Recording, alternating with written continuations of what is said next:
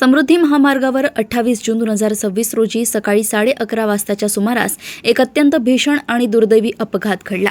Dattapur police स्टेशनच्या हद्दीतील धामणगाव परिसराजवळ मुंबईकडे जाणाऱ्या मार्गिकेवर एका कारने रस्त्याच्या कडेला उभ्या असलेल्या कंटेनरला पाठीमागून जोरदार धडक दिली.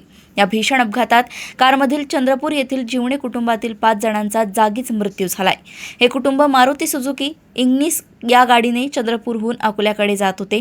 प्राथमिक माहितीनुसार प्लॉस्टो कंपनीच्या पाण्याच्या टाक्या वाहून नेणारा हा कंटेनर धावत्या लेन बाहेर असला तरी तो नो पार्किंग झोनमध्ये उभा होता.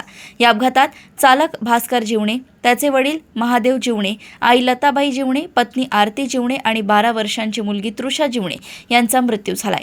घटनेची माहिती मिळताच दत्तापूर पोलिसांनी तातडीने धाव घेत मृतदेह शवविच्छेदनासाठी उपजिल्हा रुग्णालयात पाठवले आहेत. पोलिसांनी या प्रकरणी गुन्हा नोंदवण्याची प्रक्रिया सुरू केली असून अपघाताच्या नेमक्या कारणाचा तपास करत आहेत.